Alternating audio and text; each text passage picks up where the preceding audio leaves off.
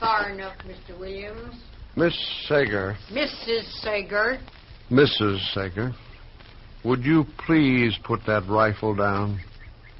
I came here without any guns, without any means of force whatsoever. You come here with force. Now, Mrs. Sager... Come here to force me out of my house, off my land. Mrs. Sager, please... Nobody shoves me off of my land, Mr. Williams. Nobody. This land is mine. It's free and clear, every inch of it. I've no doubt... My husband staked this land 25 years ago. He homesteaded it and raised cattle on it every year till he died. Every year till he died, he raised cattle on this land. I have every respect for you. And nobody takes me off this land, Mr. Williams, you or your filthy railroad or anybody else. My husband left me this land, and he said, Libby, this is your land, and you keep it. I said, Howard, I swear by everything decent, nobody'll ever take this land away from me. A solemn and holy oath, Mr. Williams, to a dying man. Mrs. Sager, now, listen to me for just a minute. Well, I know what you're going to say. Just a minute. 1 minute, Mrs. Sager. Said it 100 times if you said it once. Please, Mrs. Sager, just 1 well, minute. Well, go on, talk then. Talk and get it over with. 1 minute. 1 minute. That's right. I represent the railroad. I know that. And we have reserved from the United States government a right-of-way of land across the United States for our railroad, Transcontinental Railroad, Mrs. Sager, Transcontinental.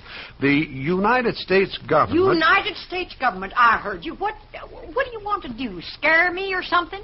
Transcontinental, it's progress, Mrs. Sager. You can't hold back the time. That's what you always say. You can't hold Your back land. Your land, Mrs. Sager, is directly in the right-of-way. Now, we're willing, more than willing, we're happy to pay you 3 times the worth of this land. I said I wouldn't sell, Mr. Williams. How many times I got to repeat it? It's not a matter of... Mrs. Sager, please, I wish you'd lower that carbine. It's making me nervous. I noticed you shaking. The minute's almost up. The point is, you've got to sell. You're on public land to be reconverted. Now, we sent you a check and a notice to get off the land. No, not us. The United States government. That makes it mandatory, compulsory. It's a free country. Progress, Mrs. Sager, for the common good. It's a free country. I can live where I want, and this is where I'm living. And let me tell you something, Mr. Williams. I'm staying right here. You could have orders from the president. I'm just as good a citizen as he is. Now you just scoot off on this property. I'd hate to have to call the United States Marshal. Now, Mrs. Sager, I don't like to use force when reason will do. Get off this property, Mr. Williams, or I'm going to remember the United States government has a law about trespassing. Did you hear me? Scoot.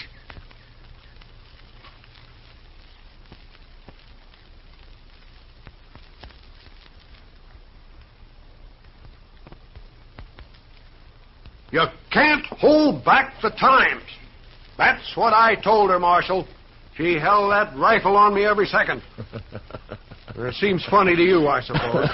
No, I didn't mean to laugh at you, Mr. Williams, but... Well, Libby Sager's quite a woman. I've known her a long time.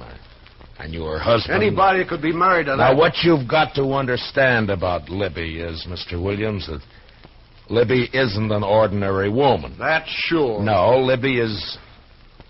Well, she's kind of like the West. I mean by that, she's got her ways, and her ways are free. And she's hard to tame. Well, I'll tell you this, Marshal. In the railroad business, when we come to a mountain, if we can't go around it, we blast right through it.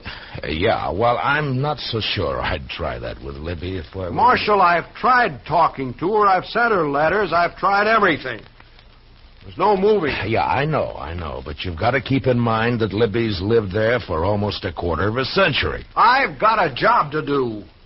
Look, can't you go around her land? Oh, fine.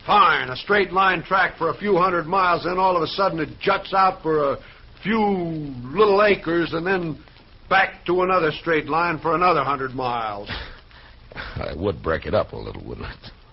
Marshal, I want you to get out there with this order. It's an order to vacate. Every time we send her a check, she sends it right back. So here's a check to go with the order. Look, Mr. Williams, she's not going to move. I know that woman, and she's not going to move. That's a United States government order, and you're the United States Marshal. Oh, please, Mr. Williams, don't remind me of my duties. There's some things I don't like about this job. Eviction and seizure. Chester. Yes, sir, Mr. Dillon. Eviction. Federal order. Libby Sager, yes, sir. You weren't listening at the door, were you, Chester? Oh, no, sir. My, absolutely not, Mr. Dillon. It's just I am cursed with wonderful ears. Comes from so many nights out hunting. Why, my whole family got ears. All right, Chester. Mr. Dillon, isn't there some way the railroad can go around that property? I purely hate to see that woman. He's made me a villain when I'm just doing my job. Yeah. All right, Mr. Williams, I guess we all feel a little like that right now. Come on, Chester.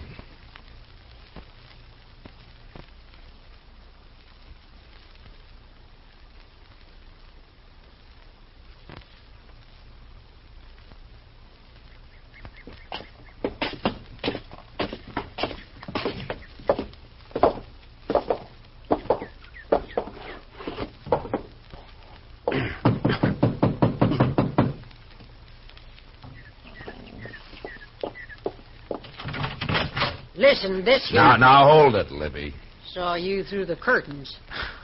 Well, I saw you peeking. Coward little railroad has to bring the marshal. Mr. Williams I asked had me to, Mrs. Sager. I told you before that... Hot-bellied little railroad had to get the marshal. Now, Libby, I want you to put that carbine down, and I want you to act like a human being. Huh? Don't you start anything with me, that kind of talk. Now, Matt Dillon, I knew you too long for that kind of talk. Libby, what would Howard have said if he could see you standing there holding a carbine on me? You can say what you got to say right here and right now. Just leave my poor dead husband out of this. You think he'd stand in the way of progress the way you are? Progress? That big, loud, steaming, dirty thing a-howling by, black smoke, bringing in the trash from back east? You call that progress? I'll make a deal with you, Libby. You put down your gun, and I'll send Mr. Williams and Chester back to town, huh? I got nothing to say to you, Marshal. Chester. Yes, sir, Mr. Dillon. Here, take my gun, Chester. And this. What are you doing, Mr. Dillon? You took off your star. I'll take it back to the office with you and take Mr. Williams with you, too. Libby and I are going to talk. Yes, sir. Come on, Mr. Williams. You can't hold back the times, Mrs. Sager. Get him off here, You better go, Mr. Williams. I'll see you back in town, Marshal.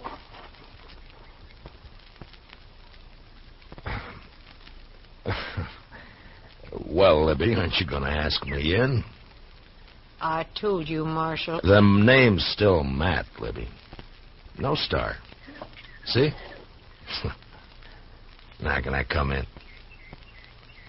Well, I suppose. Thank you.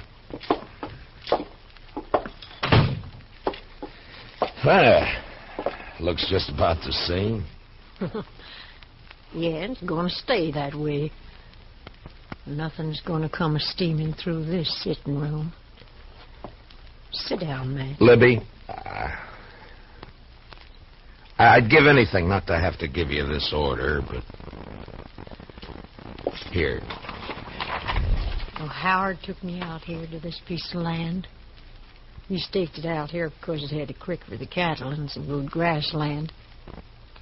We just got married. Took me out here and stood me right about where you're standing now. And he said, Libby, this is ours. Yours and mine. Uh-huh. He built this place, Matt. Every board he split with his own hands. Every board of it, every nail in it. Yeah, I know. You don't know. 3 days and 3 nights, just the two of us, behind that upsot wagon, caught out there in the attack. Oh, they'd have burned the house down. But we held them off. All of them Indians, a-hooping and a-hollering. It wasn't until the second day they got him. Yeah. Oh, that arrow must have been terrible inside him. It was like something in my own chest, man, I swear. It couldn't have hurt no more. I held him in my arms. I was crying. I couldn't help it. And he looked like a little boy. I swear it seemed like he wasn't a man anymore. It's just a little boy in my arms there. He said, "Libby, you gotta hang on to the land, Libby. It's all there is." I said, "I know it, Howard." He said, "Don't let nobody drive you off here." I said, "Howard, I won't." And I didn't. I stayed there, no food, no water, 2 days more, waiting. But they'd gone. And the place was still mine. Libby. Now, do you think I'm going to get off of this land now just because of a little piece of paper? Matt, you go on back. Tell that railroad I'm here for good. Dead or alive. Next time, you better keep your guns.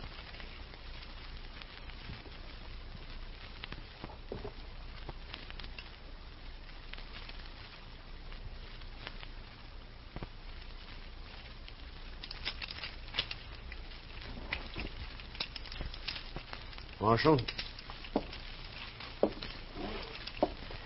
What'd she say, Marshal? Talk didn't do any good, did it? I knew it wouldn't. Mr. Williams, you did your job. Now, why don't you go back to the hotel and we'll get in touch with you, huh? Sure. Marshal. Yeah? You sure you don't need me for anything? I'm sure. Okay. Well, hello, Mr. Williams. Hello, Chester. Where's he going, Mr. Dillon? I sent him back to the hotel, Chester. Hand me that chamois there, will you? Yes, sir. Here. Oh, thank you. Mr. Dillon? What? If she don't leave peaceable, you gonna carry her out? Well, we'll see what happens, Chester. I mean, if she don't come out peaceable. Look, Chester, that railroad's going to be here for a long time. A long time. Now, there are going to be a lot of people dependent on it for beef and for everything else. And Libby's just one person. Just one person. One person, yes, sir. That's right. That's right, Mr. Dillon.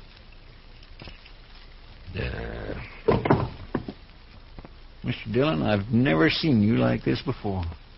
Chester, I can't do it. All right. You gave her 10 days to give you an answer, Mr. Dillon. And the order come down almost a month ago. You did everything you could. If you asked me, you oughtn't to feel bad. You just got to do it, that's all. Never hurt anybody. Paid all her bills. Now we got to run her off her land. Well, it wasn't nobody's fault that Howard Sager homesteaded on what was going to be a railroad track. Wasn't his fault, nor her fault, nor your fault. Wasn't even the railroad's fault. I know you're right, Chester. You're right. And Mr. Dillon, she'll have enough money she can live anywhere. Yeah. Yeah, sure. Anywhere except where she really wants to live. Well, Yeah, I know, Chester. Well, it's almost 10:30. We gave her till noon today. I guess we better get packing. Guess we better.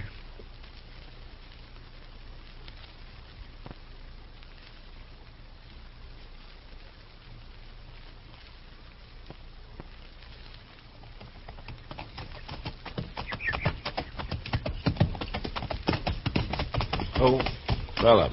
Oh. Well, sir. Here's the gate. Go ahead, Chester. After you, Mr. Dillon.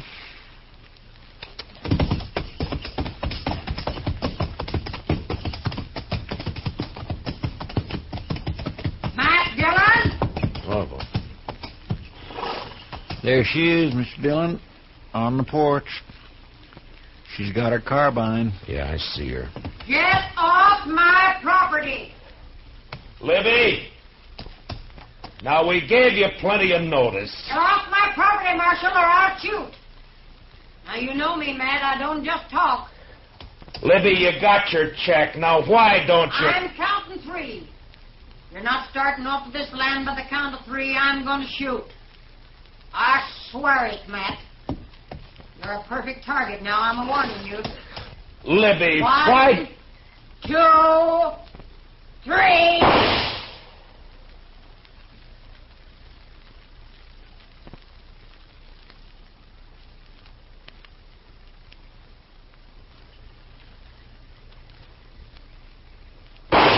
Come on, Mr. Dillon. That big rock over there.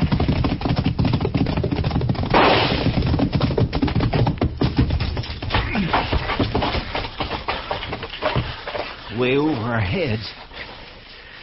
Yeah, she meant it that way. Makes me feel a little silly running cover from a woman. I got a decent respect for Libby's eye, Chester. Well, what do we do, Mr. Dillon? Well, We can't just stay here forever. look. Maybe we can sneak up from the other side. You think you could work your way around? I imagine so. All right. And Chester. Now, don't worry, Mr. Dillon. I'm not going to use no gun. All right. If you can get in the house and get that rifle away from her, I'll just stay out here and try to keep her attention. Yes, sir. Okay, good luck.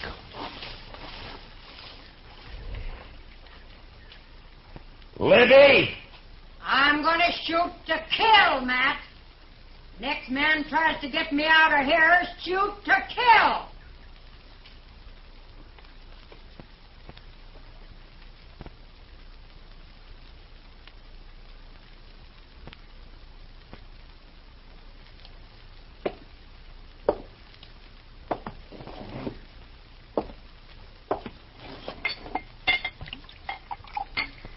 Hot.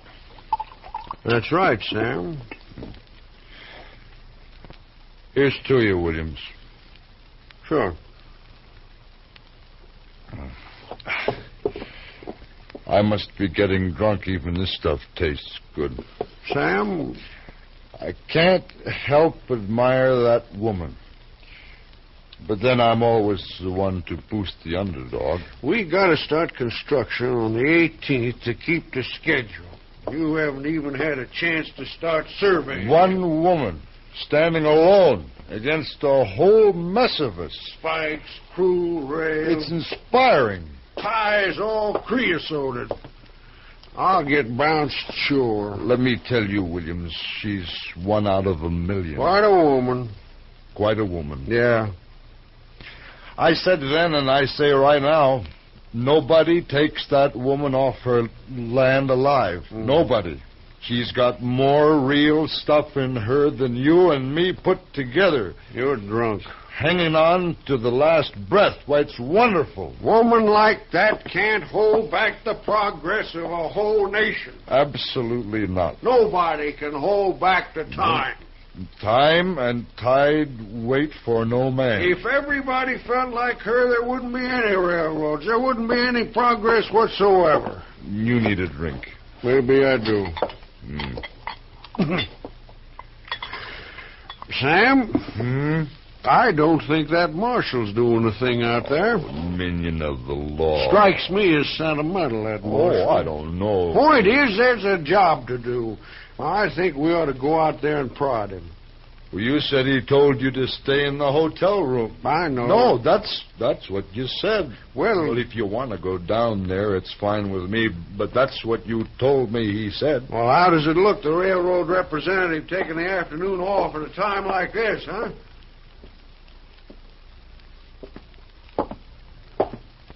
Hand me my holster. Huh? Well, what do you want guns for? I'll tell you what I think. I think the woman's a little demented holding herself up that way. Her husband's death, years alone in that house. She's crazy. Fanatic. Yeah. Here. Thanks. Fully loaded. She's a wonderful woman, though. Dead shot with that rifle of hers. I'm not going out there unprotected. I don't blame you a bit. I think I'll take my holster, too. Mm-hmm. Hey. What? One for the road, huh? No more. One for Libby? Oh, what do you say? All right. One for Libby. To Libby Sager. The spirit of the Old West. Right. Hey, you know they'll write a song about her? How the track was built over her soul? And they'll write a song about us, too. Oh, stop it. You're drunk.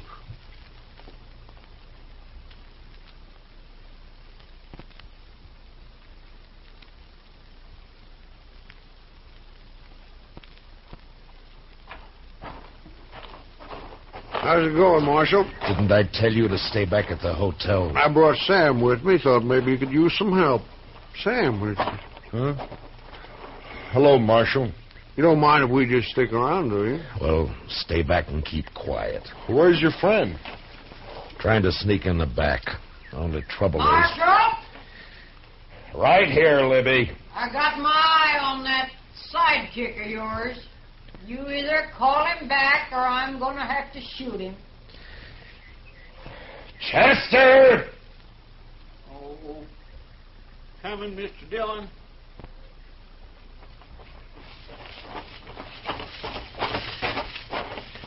I'm sorry, Mr. Dillon. No, it's all right, Chester. It just didn't work, that's all. I declare I can't figure how she spotted me. You don't know how careful Yeah, I was know. walking. Looks like there's only one thing to do. Let's go in after her. Now you're talking. Fine. Now, you two just stay right where you are, and no guns, you understand? Sure. Libby! Libby, we're coming in!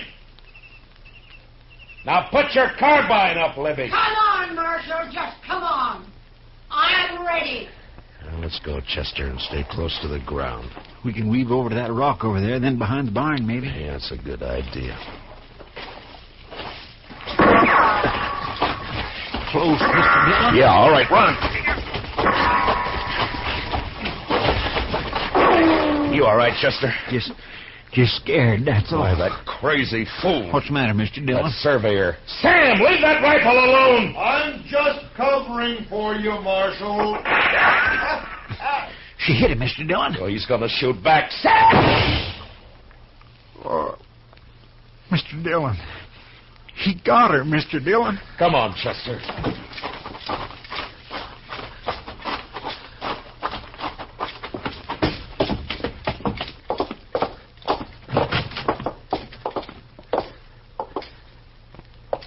Libby? A good shot, Marshal. It wasn't him, Miss Sager. Lift up her head, Chester. It's better this way. Matt, much better this way. Marshal? Oh, I didn't mean to, Marshal. I told you to put up that gun. I was trying to cover for you. When she got me in my shoulder, I didn't think. I just... Might. You just lay quiet, Libby. We'll send for the doc. Now you let me be. Say, Matt. Yeah, Libby. Matt, I bet you people don't forget me so easy. They won't, Libby. You know, Matt, I'll bet they'll remember me every time.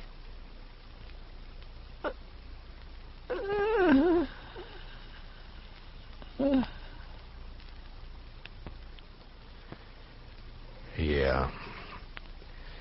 Every time that train whistle blows. My gracious. You know, Chester, sometimes progress is hard to come by.